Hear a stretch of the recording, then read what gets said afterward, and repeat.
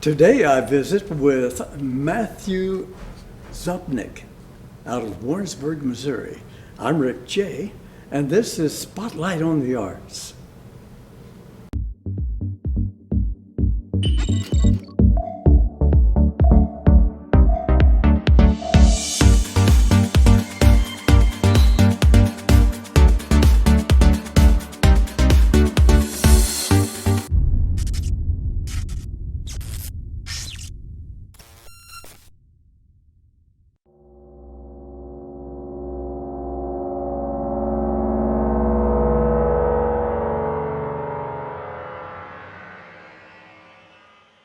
Rick J. presents Spotlight on the Arts.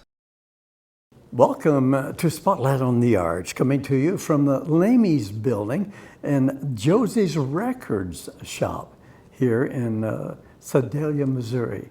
I would like you to please join me in welcoming a well-known sculptor, artist, Matthew Zupnick to the show today. Welcome to Spotlight on the Arts, Matthew. Good. Well, thank you for having me. Yes, been looking forward to this for a while. Well, I would start out with a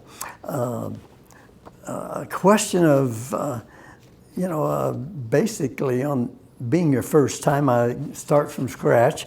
We hope to do a follow-up in the future, as many of the artists I had the opportunity and the pleasure doing. I've been looking forward to the interview for a while now. If I may call you Matthew by your first. Sure. Great.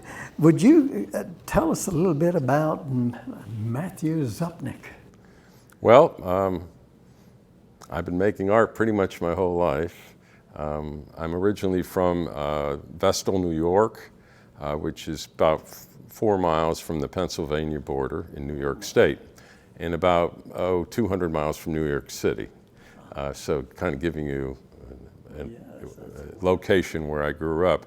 My father was an art historian and an artist, and my mother was an English professor, and her area was short stories, and my father's was basically Renaissance art, but Bosch and Bruegel was his focus. Yes. So I kind of grew up with art all around me, even though that area was more known for IBM and AMSCO and things like that at that time. I see. And but the arts were part of our house. The music was always playing.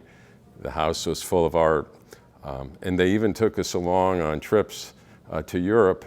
We went to France and London, where my dad would do his research on Bruegel and Bosch. So I was really kind of, at early age, just exposed to it and always loved making things. And I knew early on that that's what I wanted to do. Yes, not only sort of born into your DNA maybe, but also very much inspired by the home atmosphere. Oh, absolutely. And I did my undergraduate work at State University of New York at Binghamton, and did my graduate work at State University of New York at Albany. I see. And so early on it was more foundations in as many areas as they had to offer.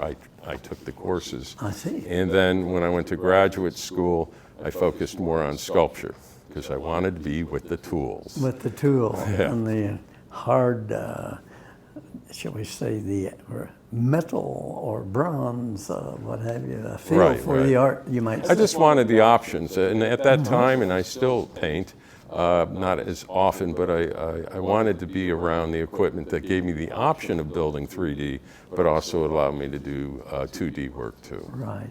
Now you're a family man, I understand. Yes, I have one child, yes. One child? Yeah. Okay. So who's full grown now, and he also, I believe, having a family influences my work too. Oh yes, Yeah. I could see where that would inspire you to hopefully hand down some technique. Well, I think the future becomes something you think about a little bit more, not just for yourself, but for your child, Yes. in my case. Right. And I was told by colleagues, they had the philosophy that children kind of get in the way and might take away from your art, but I took it differently. I felt it added inspiration, those experiences, and gave me a real heartfelt concern for the future. Right, definitely a connection. You might involve getting the son in there. Hand me that tool. Hand me this. Help me this way. More or less get them involved is the best way, I guess, to say it. Well, let's see. You know, we're going to add a lot of the art onto the timeline, and as we're going along, so I'd like to ask you about a piece I'd love to throw up here on the timeline called Chain of Command. Would you like to talk about that a bit? Chain of Command, I kind of discover pieces differently. That one did start from sketches, and I'll do multiple sketches, sometimes, 20, 30, 40 sketches as I start working on the pieces. Now we're going to talk about that in the second part, a little bit about how you began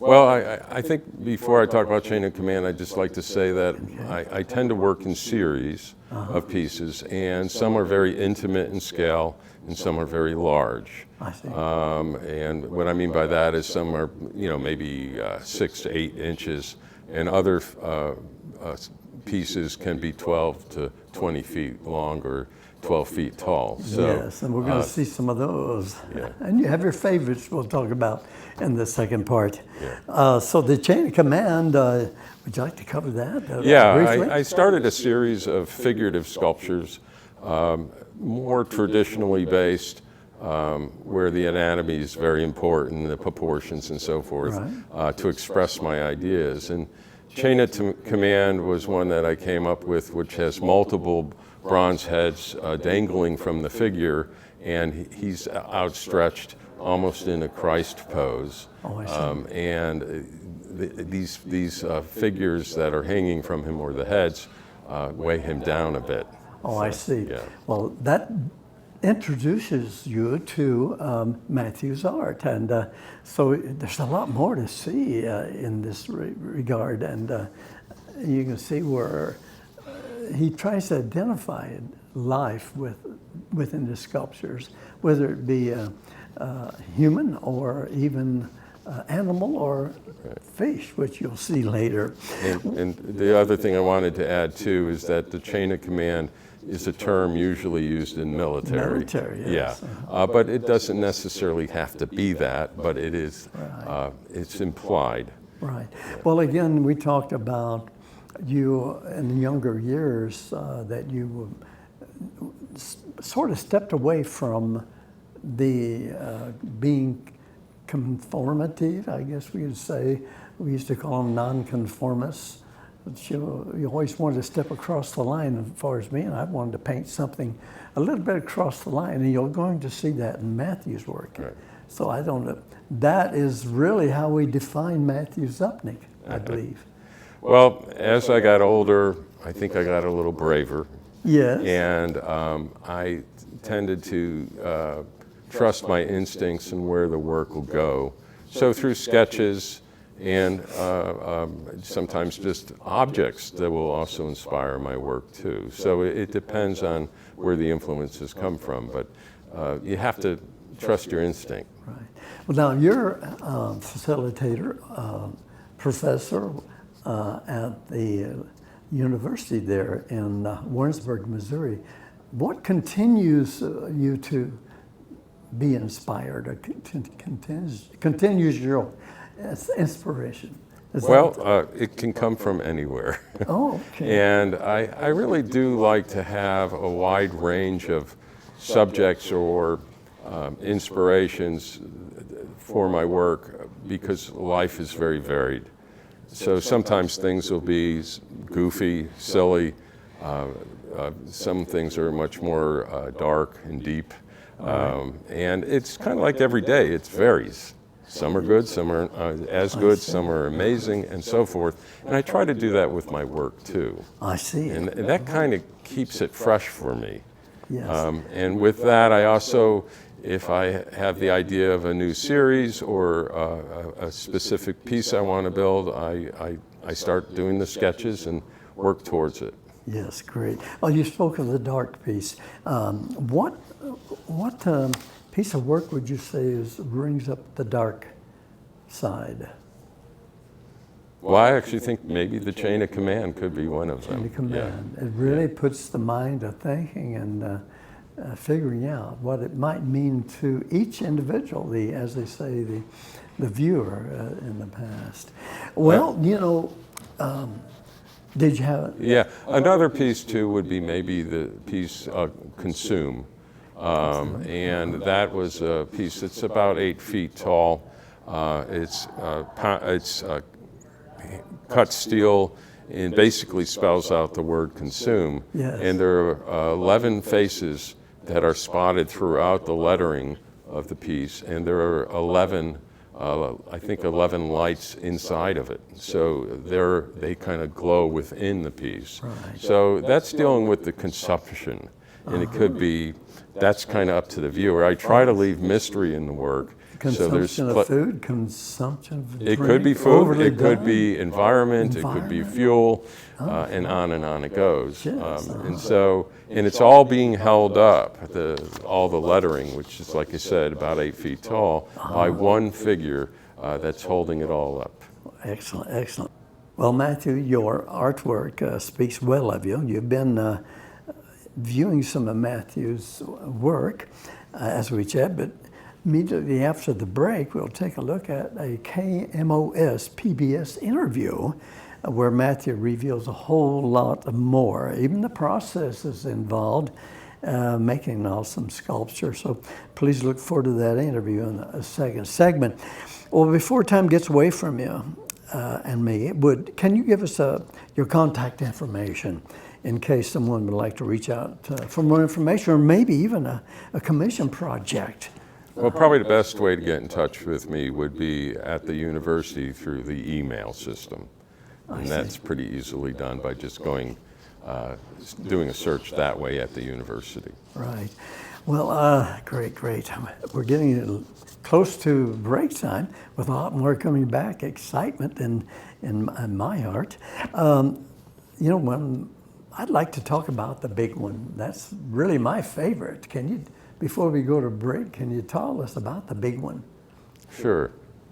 The big one actually came about over a course of years as far as the idea. Originally, I did sketches when I was an adjunct teacher, a visiting professor up at the University of Alaska in Fairbanks. Oh, I see. And their stories are bigger than life sometimes.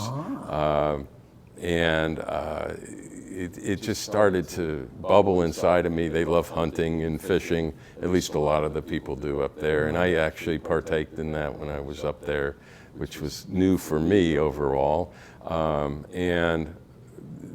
did some sketches up there, and that's where it stopped. And then about 15 years later, I was going through my piles of sketches that I saved, and there it was. And so I did a painting and / sculpture of the piece, but it wasn't still not enough for me. So I started doing sketches again for the big one, and it ended up being multiple figures carrying the fish along in forward direction, and one straggler coming out the back of the fish, kind of being pulled along. And one of the reasons too I went to that imagery and was really excited about it was during political election time. There was a lot of discussion about evolution, and I was fascinated that is still was being discussed. So I worked on the piece, and it's about 9 feet long. Wow. Hand-pounded steel over a steel armature, and all the human parts, which I usually consider the heart of the piece, are bronze. I see. It's my favorite, and I love many of them, but for some reason it does connect. I have a connection that more or less coming out of the water. This fish, evolution, they say we came from water, the mud, the dirt, what have you. And then that little straggler coming along, maybe birth of man being recognized as the follower. So it's really a great piece. Well, thank you. Yes. Well, Matthew, before, I guess should say we should take a break, as we have a lot more. So please make yourself comfortable while we take a look at these special messages.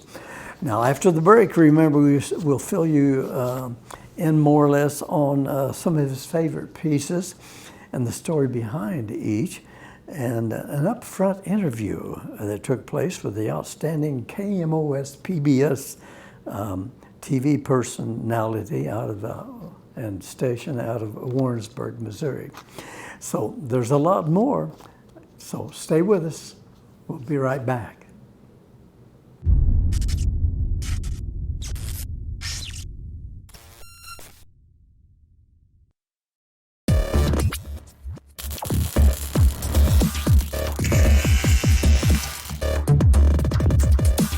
Stream Spotlight on the Arts on GIAJ Global Media OTT Network. Google us or find us on Roku, Amazon Fire.tv, or Apple.tv.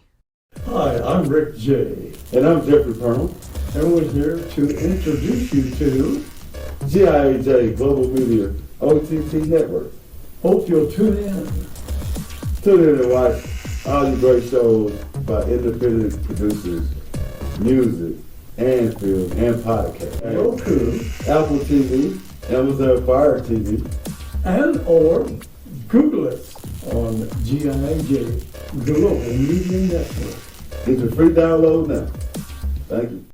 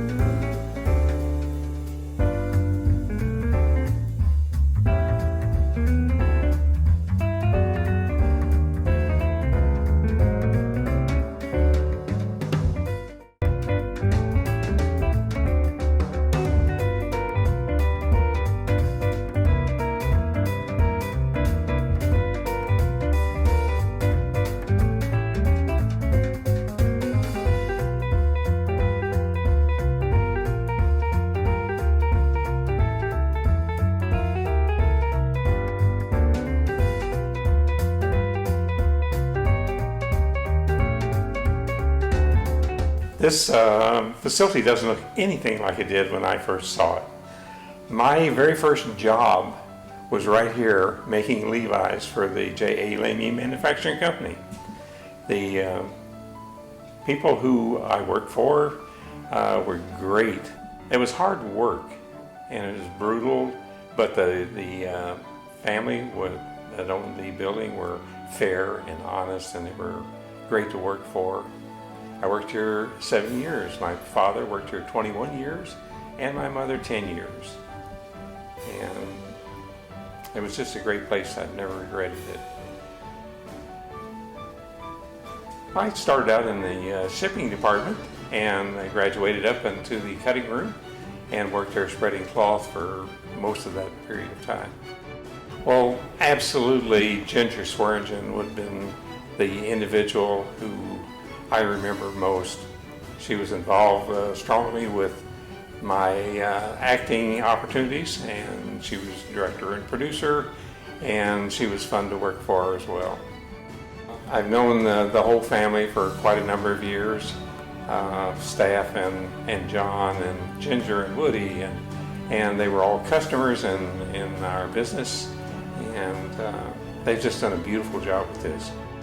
It's just beautiful, and the people that I talk to who have been customers here and visitors have all enjoyed it a great deal. Everyone talks about the quality of the food, and it's just a very entertaining place, and I'm looking forward to it.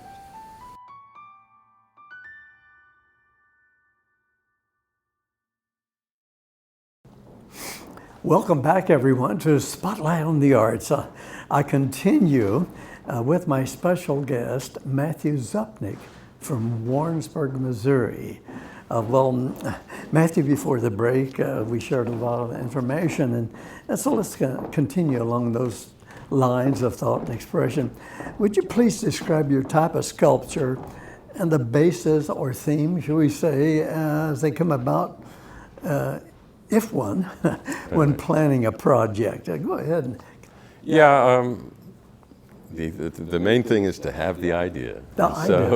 And once it starts to happen, then I have to find a way to kind of pare it down a bit. And so I usually will start with just simple pencil sketches. I'll write down ideas until I feel it's ready to go. And I am somewhat of a traditionalist. I really like, there are a lot of easier ways to build things, that's for sure. But yes. I really like bronze, which is originally made with wax. It's the lost wax process. So I see. It's made with microcrystalline wax. It's usually hand modeled, and then you put it in a mold system. You burn it out, the wax is lost, and then you pour the bronze in. Oh, I see. What a fascinating... It's a wonderful process. And when you break the molds open, it's kind of like Christmas. You never know what you're going to get. And then all of a sudden you have the beginnings, in my case, the heart or inspiration or the main focus of the pieces are in bronze. Yes. I also do like to work with wood, and I'll carve wood, and I also will use electric burrs to work it. Whatever gets me to A to B the quickest is what I choose to do. I see. And the other major focus for me is just basic metal work. Pounding, shaping, cutting, and welding. So you have all the tools and for that. Do you have a specific anvil or design? I do most of my work at the university, right with the students in the shop. And there's something really nice about working with them, and they can see things coming alive as I work them out, and I get to see them do the same. So it's a real give and take, and it's a great way to teach, and I will also sometimes pull inspiration from the students themselves. Sure. And you just never know how all this will work out. So that tends to be how I work. Well, I can see where you could be really inspired just by watching for the expressions you show. So I love making the work, but also I love showing it too, and that's another whole game. And I've had over 31 person shows over the years, and all over the place. And the world? Not over the whole world, but all over the United States. I've done many different locations. So I'll show in museums and galleries and that sort of thing. Well, this does go worldwide here on Spotlight on the Arts and GIAJ Plus. And so maybe we can stretch it on out. And I would appreciate get that. a lot of lot of input coming back. That's for sure. Well, Matthew, let's go ahead and show some of this process through the interview on KMOS. Would you go ahead and introduce this footage? Sure. Roy Millen contacted me at the university, and the university actually has a program called Making. And they actually had discovered me on my website at the time and contacted me and asked if I would like to participate in it. I was thrilled to do so. Excellent, excellent. Well, Matthew, let's go to that now.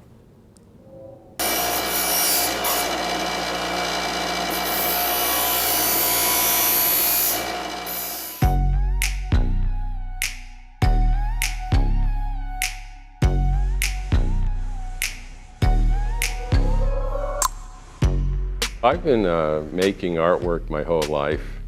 My father was an art historian and an artist and a professor. And my mother was an English professor. So the arts were always encouraged in our home. And I've had the opportunity to make it in some interesting areas. My father used to teach in Fontainebleau, France. And as part of my experience, they actually let me take college classes with them at the age of 10. And so I was able to make sculpture at an early level, but I was making it before then anyway. And I always painted and did a lot of drawing and so forth. I was always very interested in visual arts. I always work with anything I get my hands on. And over time, I gravitated to the steel and the bronze, and I fell in love with working with those materials. And I haven't been able to shake it.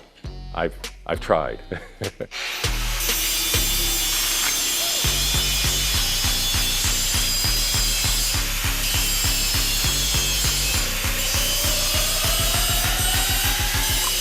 Bronze starts out as wax, microcrystalline wax. So like this piece over here, the face was originally wax, and then through the lost wax process, after making a mold, you flash out the wax and then you replace it with bronze. It's a one-shot deal, and you never know what you get until you break the mold open, but it's like Christmas morning when you start opening them up from the castings and the molds. So it's always exciting when you start working with that material. I think I enjoy working with these materials because they're challenging. I mean, I hope I create pieces that are challenging visually where the audience gets pulled in and so forth, but they're just physically challenging to build, and there's a lot of planning and engineering to make things do what you want them to do. One of the wonderful things about metal is that once you build it, it pretty much holds the shape that you want, and you can pound it against a log, you can weld it, you can create armatures underneath forms, and you can really manipulate it a lot, and I like that it's so resilient. Inspiration, I like to think, comes from all different types of sources for me. Sometimes it's objects I find or are given. Life is not one-dimensional. We're happy some days things go poorly, world events vary, and so forth. So it comes from all over the place. So some of my work I think is very amusing, sometimes witty, sometimes sad, sometimes gross. And so I try to cover a large range with the work. Years ago, I came home to visit my father, and I was working 2 jobs and also working in the studio late at night. And I said, "Dad, why am I spending this extra time in the studio making things when I could be home, relaxing with the family?" And he didn't hesitate. Him being an art historian and artist himself, he just said very quickly, "Because you're the only one that knows what it's supposed to look like." And from that moment on, I stopped questioning why I make stuff. I know that I have something I want to say, no matter how bizarre or strange it is, or how it's not necessarily with the current flow or whatever it may be. That's what I use as motivation. I think there's stories being told, and the stories are not always very clear, and they address either concerns or observations that I've experienced in my life or events that are happening in the world. I learned a long time ago that everybody comes from their own place, and so I tend to try to do things with a little bit of mystery so the audience can pivot and move and come up with their own interpretations. Sometimes I'm very blunt, but other times it's very loose and allows the audience to come up with their own conclusions. And I really like that. I've had the opportunity to work at UCM for over 20 years, and it's been a real gift for me. Not only the joy of teaching and having that interaction and inspiration that comes from teaching, but also what the students give back to me. But it's also been a place for me to grow as an artist, and I've really appreciated having the opportunity to build something like that for my students.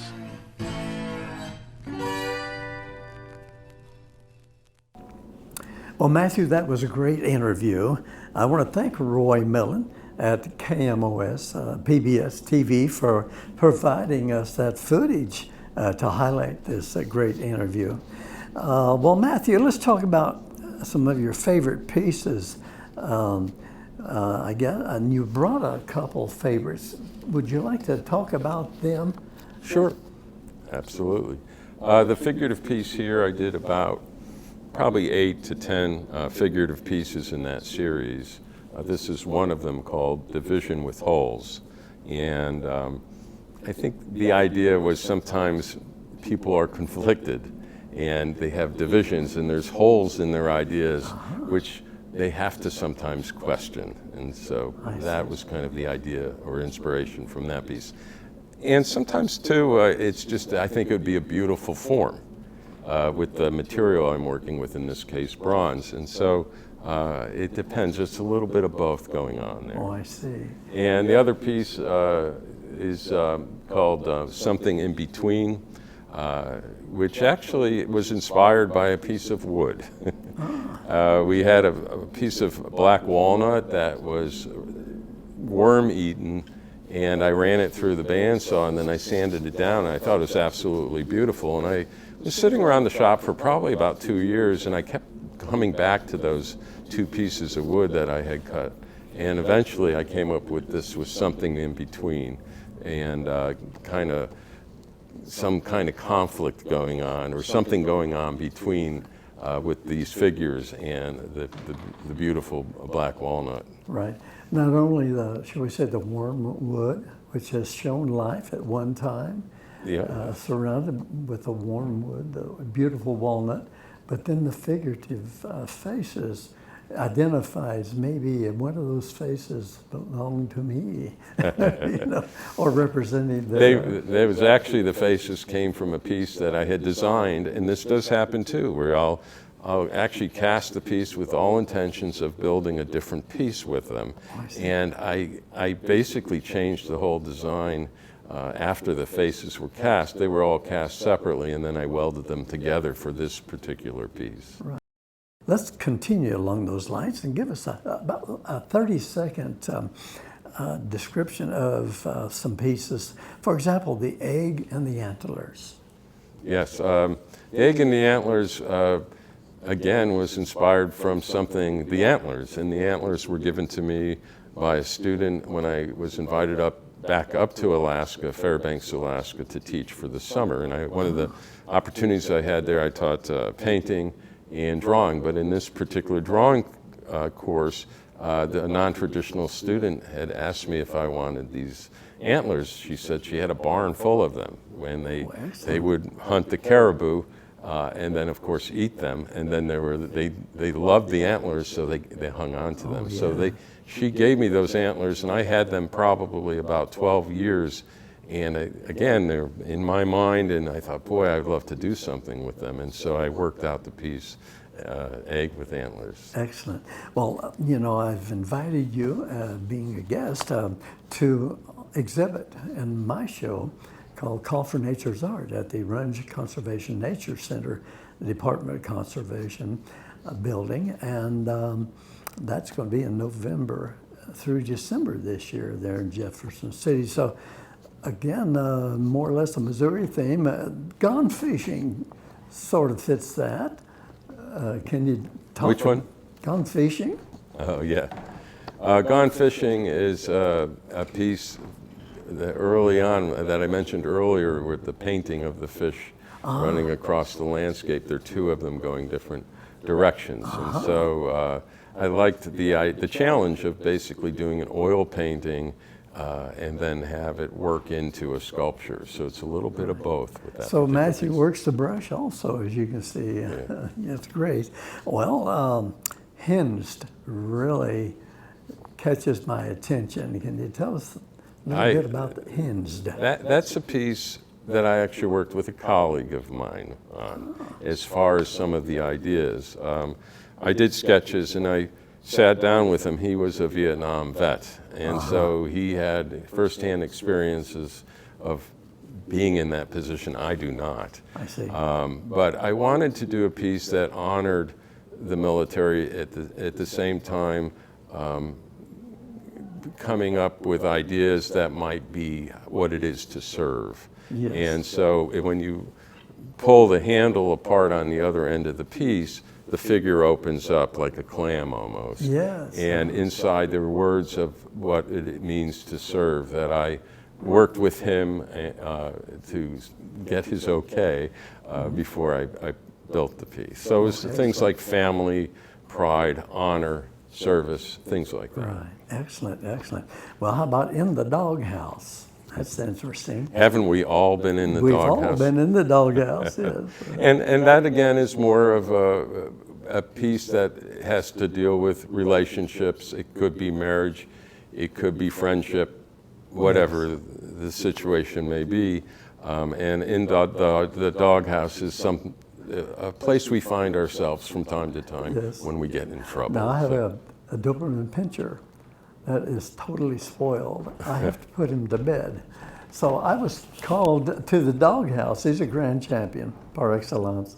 I was called every night to the doghouse to put him to bed. So I was in the doghouse last night until he was sleepy enough to go to bed. So. And there are many meanings for the pieces, and I think that mystery is really important to my work. Yes. A lot of work can be short-lived. And what I mean by that is the artist spells it out for you where there's not much room to move around. And there's an old saying, never underestimate your audience, and I try never to do that. Excellent. So I allow them to move around and come up with their own interpretations. That's not to say that sometimes I don't do that. Well, that sort of identifies this next piece called Nose to Nose. Yes. I can see where that would maybe tie in a little bit with that. Yeah, that's a very large piece of mine. It's about probably close to 5 feet tall. It's hand-powdered steel in the shape of a heart, a three-dimensional, but not a human heart, but the idea of what a heart is. And there are 4 valves coming out, or exhaust pipes, in the way it's presented. But again, the heart of the piece is the heart's in half, and then there's 2 bronze faces, which are pretty much, full size, full scale of a human head. I seem to recall seeing this piece at the Dom. Yes, years Museum ago of I had a Contemporary one-person Art. show at the Dom Museum. Yes. And also you have items on exhibit now at the university.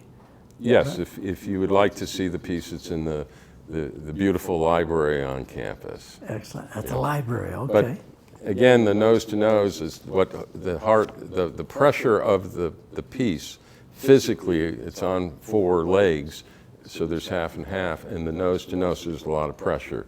So it's the idea of the love of battle. And it could be many different types of battle. It could be a law, arguing law. Sometimes battles are nose to nose. Yeah, right. It could be on the football field. Yes. It's a very, there's a lot of room to move with the idea of, in your face. Could it be you? Yeah. In your face. Yeah, with ideas of conflict, making an argument, and so forth. Cross that line with the ball ready to snap, like you just said, in the football, what have you. Well, how about this Over Easy? Over Easy was kind of a difficult piece to take on, but I decided to go for it anyway. And you know the old story of the egg that falls and Humpty Dumpty on the wall. Yes. And so I took that idea, and then I also mixed it with the Twin Towers. But that's why I spent so much time with the craftsmanship out of respect. So I was not making a joke of the situation, but I was making a statement on it. And the piece is about, probably close to 5 feet tall also, and the egg is all hand-pounded steel. It's being balanced between the two towers with bronze hands, and if you look inside and coming out of it is kind of like a World War II ocean mine.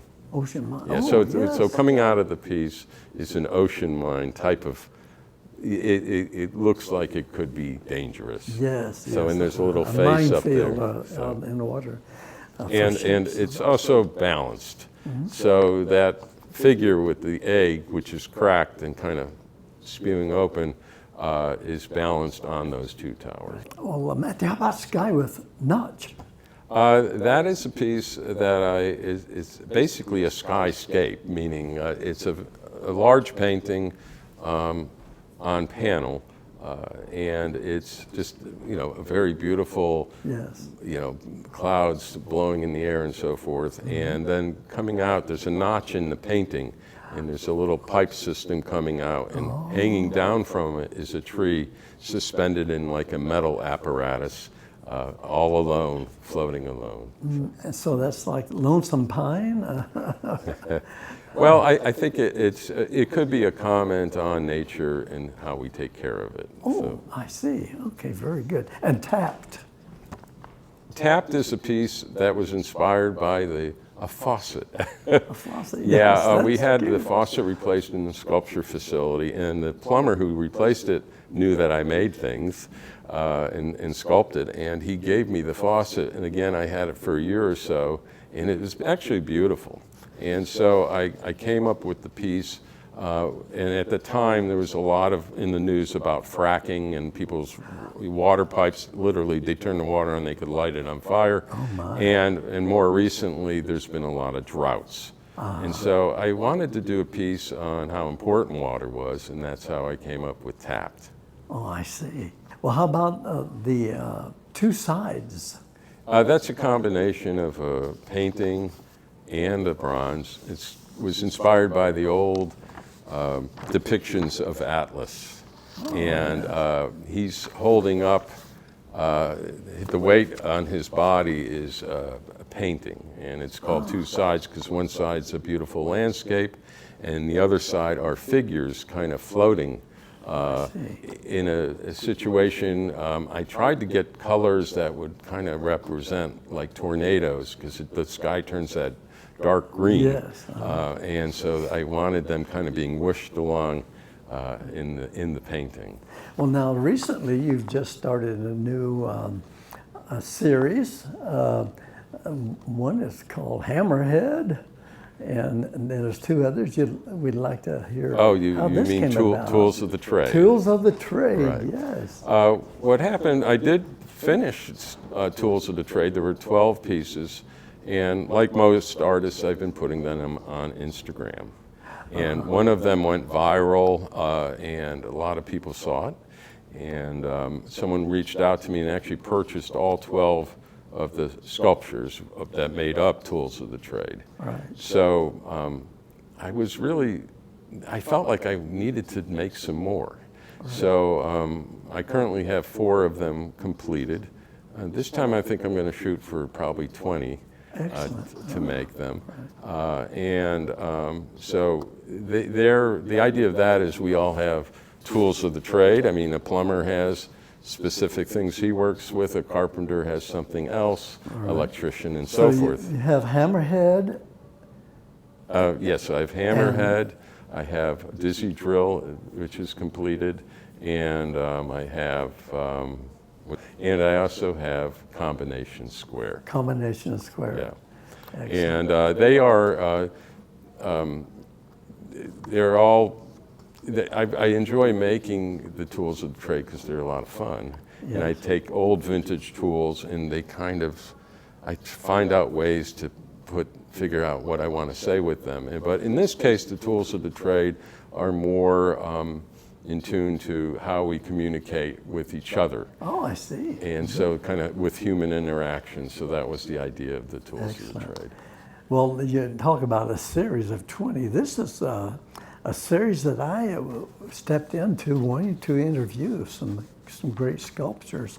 from wood carver type to locally Don Looper sculpture. You'll see this, his interview, and also Joshua Heimsmith here locally in the Sedalia area, at Coal Camp, Missouri for Joshua. So I'm honored to really bring about some of the fantastic, awesome works of the sculptors in this area, mid-Missouri. So it's really a good interview today to learn your end of it, shall we say. Well, we're about out of time, Matthew. So do you have any closing words you'd like to pass on to the viewers? Any artist, for that matter, worldwide that may be in a slump, needs a little word of inspiration and or what have you to inspire them? We're lucky to live in a country where we can express what we want. And I encourage everyone, if they have the inkling to make something, do it. And I also want to thank you for taking the time to talk to me and let me share a little bit about my work. Well, thank you. I feel honored. And I had heard about Matthew from Don Looper and Joshua Heimsmith, and say, you've got to get a hold of him. And I did find him finally on Instagram. So that's basically how we first met. Now, what is your Instagram? Matthew Zupnick Sculpture. Okay, look for that. And you're going to see more and what's happening in the life of Matthew Zupnick, the sculptor. Please go to Instagram. Well, I want to thank you once again for being on Spotlight on the Arts. It's been really inspiring to talk and visit with you. It's been an informational and educational experience for everyone, I feel. Well, thank you for having me. Okay, very good. Well, thank you, viewers, for joining me here today on Spotlight on the Arts and Mr. Zupnick. I ask you to tune in to GIAJ Plus, GIAJ Global Media OTT Network, where you'll see over 175 interviews of different artists from all over the world, actually. A gentleman from Latvia at one time. So I ask you to tune in and look for more great interviews here on Spotlight on the Arts. So I'll leave you now saying, Rick J saying, stay healthy and safe and take care. So Rick J saying, see you next time.